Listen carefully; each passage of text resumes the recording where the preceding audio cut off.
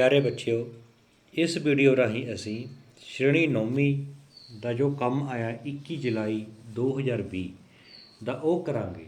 ਜਿਵੇਂ ਕਿ ਅਸੀਂ ਜੁਲਾਈ ਟੈਸਟਾਂ ਤੋਂ ਪਹਿਲਾਂ ਪਾਠ ਨੰਬਰ 2 ਭਾਰਤ ਧਰਾਤਲ ਅਤੇ ਭੂ ਆਕ੍ਰਿਤੀਆਂ ਬਾਰੇ ਜਾਂ ਭੂ ਆਕ੍ਰਿਤੀਆਂ ਬਾਰੇ ਕਰ ਰਹੇ ਸੀ। ਜਿਵੇਂ ਕਿ ਅਸੀਂ ਪੜ੍ਹਿਆ ਸੀ ਕਿ ਭਾਰਤ ਦੇ ਕੁੱਲ ਖੇਤਰਫਲ ਦੇ 18.6% ਹਿੱਸੇ ਉੱਤੇ ਪਹਾੜੀਆਂ ਨੇ, 10.7 ਉੱਤੇ ਉੱਚੇ ਪਹਾੜ, 27.7 ਉੱਤੇ ਪਠਾਰ ਅਤੇ 43% ਹਿੱਸੇ ਉੱਤੇ ਮੈਦਾਨ ਹਨ। ਫਿਰ ਅਸੀਂ ਪੜ੍ਹਿਆ ਸੀ ਕਿ ਜੋ ਭਾਰਤ ਦਾ ਭੂਗੋਲਿਕ ਹੈ, ਜੋ ਭਾਰਤ ਦਾ ਫਿਜ਼ੀਕਲ ਉਹ ਹੈ, ਉਸ ਨੂੰ ਅਸੀਂ 5 ਭਾਗਾਂ ਵਿੱਚ ਵੰਡਿਆ, ਜਿਸ ਦੇ ਤਹਿਤ ਅਸੀਂ ਸਭ ਤੋਂ ਪਹਿਲਾਂ ਵਿਸ਼ਾਲ ਹਿਮਾਲਿਆ ਪਰਬਤ, ਉੱਤਰ ਦੇ ਵਿਸ਼ਾਲ ਮੈਦਾਨ ਅਤੇ ਮਾਰੂਥਲ, ਪ੍ਰਾਇਦੀਪੀ ਪਠਾਰ, ਤੱਟ ਦੇ ਮੈਦਾਨ ਅਤੇ ਭਾਰਤੀ ਦੀਪ ਸਮੂਹ, ਜਿਨ੍ਹਾਂ ਦੇ ਵਿੱਚੋਂ ਅਸੀਂ ਵਿਸ਼ਾਲ ਹਿਮਾਲਿਆ ਪਰਬਤ ਦੇ ਟਰਾਂਸ ਹਿਮਾਲਿਆ ਬਾਰੇ ਕਰ ਚੁੱਕੇ ਹਾਂ ਅਤੇ ਅੱਜ ਅਸੀਂ ਉਸ ਦੇ ਜੋ ਉੱਚਤਮ ਹਿਮਾਲਿਆ ਪਰਬਤ ਹੈ ਉਸ ਬਾਰੇ ਕਰਾਂਗੇ। ਜਿਵੇਂ ਕਿ ਅਸੀਂ ਪਹਿਲਾਂ ਪੜ੍ਹਿਆ ਸੀ, ਜੋ ਹਿਮਾਲਿਆ ਪਰਬਤ ਹੈ ਇਸ ਦੀ ਸਿਰਜਣਾ, ਜਿੱਥੇ ਅੱਜ ਹਿਮਾਲਿਆ ਪਰਬਤ ਹੈ, ਇੱਥੇ 12 ਕਰੋੜ ਸਾਲ ਪਹਿਲਾਂ ਟੈਥੀਜ਼ ਨਾਂ ਦਾ ਇੱਕ ਸਮੁੰਦਰ ਸੀ, ਸਾਗਰ ਸੀ, ਜਿਸ ਦੇ ਵਿੱਚ ਬਲ ਪੈ ਗਏ ਅਤੇ ਉਸ ਦੇ ਵਿੱਚ ਜੋ ਜਲੋੜ ਦਾ ਨਿਖੇਪ ਹੁੰਦਾ ਗਿਆ ਅਤੇ ਹੌਲੀ ਹੌਲੀ ਉਸ ਦੇ ਵਿੱਚ ਬਲ ਪੈ ਗਏ, ਮੋੜ ਪੈ ਗਏ, ਅਤੇ ਜਿਸ ਨਾਲ ਹਿਮਾਲਿਆ ਪਰਬਤ ਦੀ ਸਿਰਜਣਾ ਹੋਈ। ਅਤੇ ਹਿਮਾਲਿਆ ਪਰਬਤ ਬਿਲਕੁਲ ਨਵੀਨ ਪਰਬਤ ਹਨ, ਨਵੇਂ ਪਰਬਤ ਹਨ, ਅਤੇ ਹਰ ਸਾਲ ਇਹ 5 ਤੋਂ ਲੈ ਕੇ 10 ਸੈਂਟੀਮੀਟਰ ਉੱਚੇ ਉੱਠ ਰਹੇ ਹਨ। ਜੇਕਰ ਅਸੀਂ ਹਿਮਾਲਿਆ ਦੀ ਲੰਬਾਈ ਦੀ ਗੱਲ ਕਰੀਏ ਤਾਂ 2400 ਕਿਲੋਮੀਟਰ ਹੈ।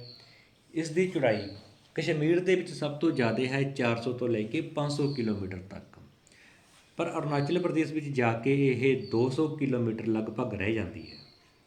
ਫਿਰ ਹਿਮਾਲਿਆ ਦੀ ਉਚਾਈ ਦੇ ਆਧਾਰ 'ਤੇ ਅਸੀਂ ਹਿਮਾਲਿਆ ਨੂੰ ਜੋ 4 ਭਾਗਾਂ ਵਿੱਚ ਵੰਡ ਸਕਦੇ ਹਾਂ। ਸਭ ਤੋਂ ਪਹਿਲਾਂ ਟਰਾਂਸ ਹਿਮਾਲਿਆ, ਜੋ ਅਸੀਂ ਪਹਿਲਾਂ ਕਰ ਚੁੱਕੇ ਹਾਂ।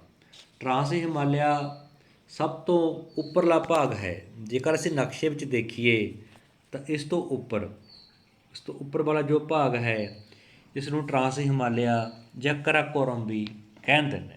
ਟਰਾਂਸ ਹਿਮਾਲਿਆ ਜੋ ਬਿਲਕੁਲ ਉੱਪਰਲਾ ਭਾਗ ਹੈ ਜੰਮੂ ਕਸ਼ਮੀਰ ਦਾ, ਜਿਸ ਦੇ ਵਿੱਚ ਜਾਸਕਰ, ਲੱਦਾਖ, ਕੈਲਾਸ਼ ਪਰਬਤ ਸ਼੍ਰੇਣੀਆਂ ਆਉਂਦੀਆਂ ਹਨ। ਅਤੇ ਟਰਾਂਸ ਹਿਮਾਲਿਆ ਦੇ ਵਿੱਚ ਜੋ ਭਾਰਤ ਦੀ ਸਭ ਤੋਂ ਉੱਚੀ ਚੋਟੀ ਹੈ, ਭਾਰਤ ਦੀ ਸਭ ਤੋਂ ਉੱਚੀ ਚੋਟੀ ਅਤੇ ਸੰਸਾਰ ਦੇ ਵਿੱਚ ਦੂਜੇ ਨੰਬਰ 'ਤੇ K2 ਜਾਂ ਗੋਡਵਿਨ ਆਸਟਿਨ, ਉਹ ਟਰਾਂਸ ਹਿਮਾਲਿਆ ਦੇ ਵਿੱਚ ਆ ਜਾਂਦੀ ਹੈ। K2 ਜਾਂ ਗੋਡਵਿਨ ਆਸਟਿਨ ਜੋ ਭਾਰਤ ਦੀ ਸਭ ਤੋਂ ਉੱਚੀ ਚੋਟੀ ਹੈ ਅਤੇ ਸੰਸਾਰ ਦੀ ਦੂਸਰੇ ਨੰਬਰ 'ਤੇ। ਜੋ K2 ਜਾਂ ਗੋਡਵਿਨ ਆਸਟਿਨ ਹੈ ਭਾਰਤ ਦੀ ਸਭ ਤੋਂ ਉੱਚੀ ਚੋਟੀ ਅਤੇ ਸੰਸਾਰ ਦੇ ਦੂਜੇ ਨੰਬਰ 'ਤੇ, ਜਿਸ ਦੀ ਉਚਾਈ 8611 ਕਿਲੋਮੀਟਰ 8611 ਮੀਟਰ ਹੈ, ਜਿਸ ਦੀ ਉਚਾਈ ਹਾਈਟ ਐਲੀਵੇਸ਼ਨ 8611 ਮੀਟਰ ਹੈ। ਭਾਵ ਇਹ ਸੰਸਾਰ ਦੇ ਦੂਜੇ ਨੰਬਰ 'ਤੇ ਹੈ। ਜੇਕਰ ਤੁਹਾਨੂੰ ਕੁਐਸਚਨ ਆ ਜਾਏ ਕਿ ਭਾਰਤ ਦੀ ਸਭ ਤੋਂ ਉੱਚੀ ਚੋਟੀ ਕਿਹੜੀ ਹੈ ਤਾਂ K2 ਗੋਡਵਿਨ ਆਸਟਿਨ ਕਿੰਨੀ ਉੱਚੀ ਹੈ, 8611 ਮੀਟਰ, ਅਤੇ ਸੰਸਾਰ ਦੀ ਇਹ ਦੂਜੇ ਨੰਬਰ 'ਤੇ ਹੈ। ਜੇਕਰ ਤੁਹਾਨੂੰ ਕੁਐਸਚਨ ਆ ਜਾਏ ਕਿ ਜੋ ਗੋਡਵਿਨ ਆਸਟਿਨ ਹੈ ਇਹ ਹਿਮਾਲਿਆ ਦੇ ਕਿਹੜੇ ਭਾਗ, ਹਿਮਾਲਿਆ ਦੀ ਕਿਹੜੀ ਸ਼੍ਰੇਣੀ 'ਚ ਪਾਈ ਜਾਂਦੀ ਹੈ, ਟਰਾਂਸ ਹਿਮਾਲਿਆ 'ਚ, ਜਾਂ ਤੁਹਾਨੂੰ ਕੁਐਸਚਨ ਉਲਟਾ ਸਕਦਾ ਕਿ ਟਰਾਂਸ ਹਿਮਾਲਿਆ ਦੀ ਸਭ ਤੋਂ ਉੱਚੀ ਚੋਟੀ। ਕਈ ਵਾਰ ਵਿਦਿਆਰਥੀ ਸਮਝ ਜਾਂਦੇ ਨੇ ਕਿ ਸਭ ਤੋਂ ਉੱਚੀ ਚੋਟੀ ਤਾਂ ਮਾਊਂਟ ਐਵਰੈਸਟ ਹੈ। ਜੋ ਮਾਊਂਟ ਐਵਰੈਸਟ ਹੈ ਉਹ ਸੰਸਾਰ ਦੀ ਹੈ, ਕਿਉਂਕਿ ਜੋ ਮਾਊਂਟ ਐਵਰੈਸਟ ਹੈ ਉਹ ਨੇਪਾਲ ਦੇ ਬਾਰਡਰ 'ਤੇ ਹੈ, ਨਾ ਕਿ ਭਾਰਤ ਵਿੱਚ ਹੈ। ਭਾਵ ਉਹ ਨੇਪਾਲ ਚਾਈਨਾ ਦੇ ਬਾਰਡਰ 'ਤੇ ਹੈ। ਜੋ ਮਾਊਂਟ ਐਵਰੈਸਟ ਹੈ ਉਹ ਸੰਸਾਰ ਦੀ ਸਭ ਤੋਂ ਉੱਚੀ ਚੋਟੀ ਹੈ, ਭਾਰਤ ਦੀ ਨਹੀਂ। ਬੱਚਿਆਂ ਦੇ ਮਨ ਦੇ ਵਿੱਚ ਇਹ ਡਾਊਟ ਰਹਿੰਦਾ ਹੈ, ਬੱਚਿਆਂ ਦੇ ਮਨ ਦੇ ਵਿੱਚ ਇੱਕ ਰੱਟਾ ਲੱਗਿਆ ਹੋਇਆ, ਜੋ ਮਾਊਂਟ ਐਵਰੈਸਟ ਹੈ ਉਹ ਭਾਰਤ ਦੀ ਸਭ ਤੋਂ ਉੱਚੀ ਚੋਟੀ ਹੈ, ਪਰ ਇਹ ਗਲਤ ਹੈ। ਜੋ ਮਾਊਂਟ ਐਵਰੈਸਟ ਹੈ ਉਹ ਸੰਸਾਰ ਦੀ ਸਭ ਤੋਂ ਉੱਚੀ ਚੋਟੀ ਹੈ, ਭਾਰਤ ਦੀ ਨਹੀਂ। ਭਾਰਤ ਦੀ ਉੱਚੀ ਚੋਟੀ ਤਾਂ K2 ਹੈ ਜਾਂ ਗੋਡਵਿਨ ਆਸਟਿਨ, ਜੋ ਕਿ ਟਰਾਂਸ ਹਿਮਾਲਿਆ ਵਿੱਚ ਪਾਈ ਜਾਂਦੀ ਹੈ। ਜੇਕਰ ਤੁਹਾਨੂੰ ਕੁਐਸਚਨ ਆ ਜਾਏ ਕਿ ਟਰਾਂਸ ਹਿਮਾਲਿਆ ਦੀ ਸਭ ਤੋਂ ਉੱਚੀ ਚੋਟੀ ਕਿਹੜੀ ਹੈ, ਤਾਂ ਮਾਊਂਟ ਐਵਰੈਸਟ ਨਹੀਂ, ਗੋਡਵਿਨ ਆਸਟਿਨ ਹੈ। ਕਿਉਂਕਿ ਮਾਊਂਟ ਐਵਰੈਸਟ ਤਾਂ ਨੇਪਾਲ ਦੇ ਕੋਲ ਹੈ। ਨੇਪਾਲ ਤਾਂ ਭਾਰਤ ਦਾ ਗੁਆਂਢੀ ਦੇਸ਼ ਹੈ। ਅਤੇ ਜੋ ਅੱਜ ਅਸੀਂ ਕਰਨਾ ਹੈ ਗ੍ਰੇਟਰ ਹਿਮਾਲਿਆ ਜਾਂ ਉਸਤਮ ਹਿਮਾਲਿਆ।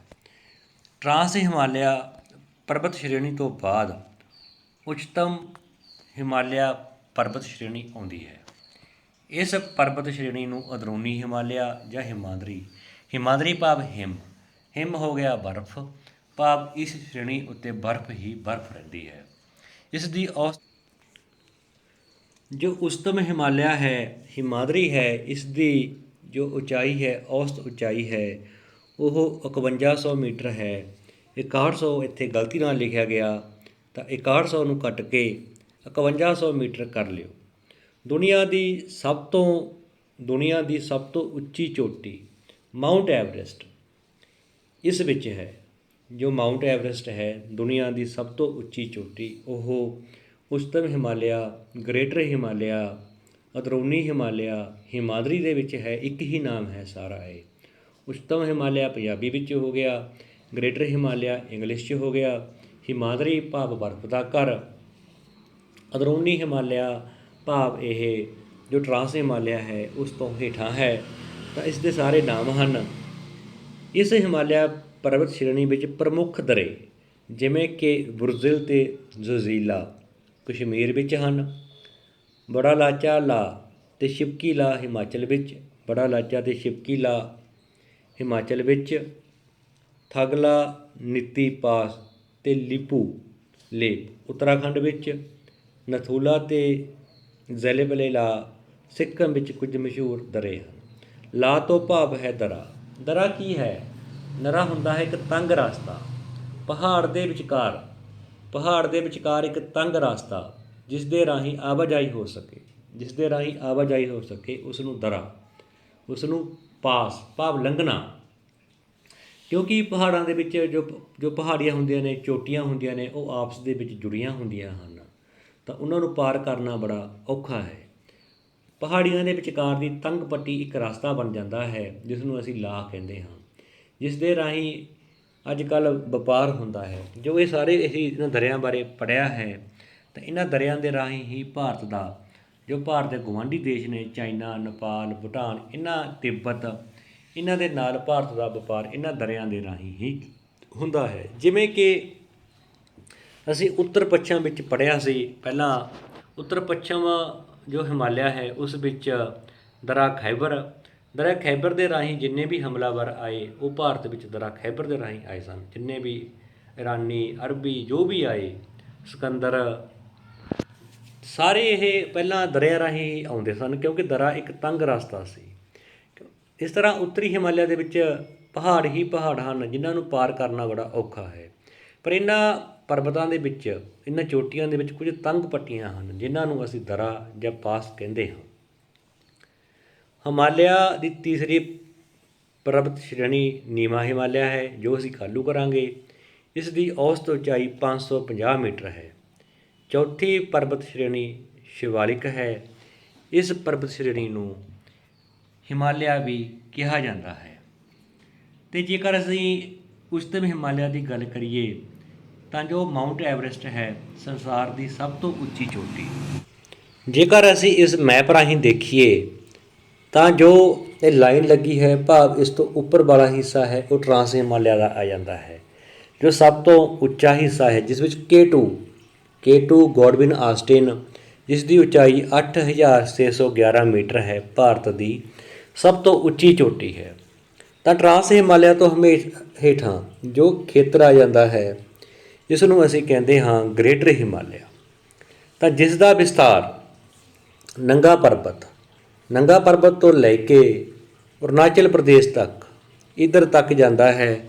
ਭਾਵ ਜੋ ਗ੍ਰੇਟਰ ਹਿਮਾਲਿਆ ਹੈ ਇਸ ਦਾ ਵਿਸਤਾਰ ਨੰਗਾ ਪਰਬਤ ਤੋਂ ਲੈ ਕੇ ਪੂਰਬ ਵਿੱਚ ਨਾਮਚਾ ਬਰੂਆ ਪੂਰਬ ਵਿੱਚ ਨਾਮਚਾ ਬਰੂਆ ਤੱਕ ਇਸ ਦਾ ਵਿਸਤਾਰ ਹੈ। ਤਾਂ ਅਸੀਂ ਦੇਖਦੇ ਹਾਂ ਨੰਬਰ 1 'ਤੇ ਲਿਖਿਆ ਹੋਇਆ ਹੈ ਮਾਊਂਟ ਐਵਰੈਸਟ, ਜੋ ਕਿ ਨੇਪਾਲ ਚਾਈਨਾ ਦੇ ਬਾਰਡਰ 'ਤੇ ਹੈ।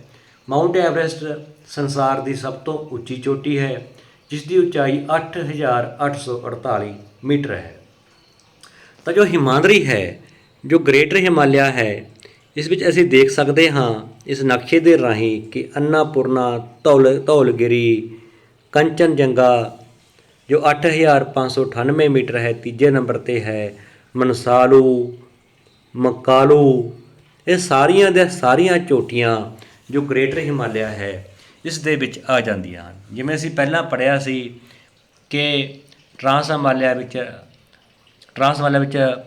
ਰਕਸਪੋਸ਼ੀ, ਸਾਡਾ ਕੈਲਾਸ਼ ਪਰਬਤ, ਜਾਸਕਰ, ਲਦਾਖ, ਸਾਰੇ ਇਹ ਟਰਾਂਸ ਹਿਮਾਲਿਆ ਵਿੱਚ ਆ ਜਾਂਦੇ ਹਨ।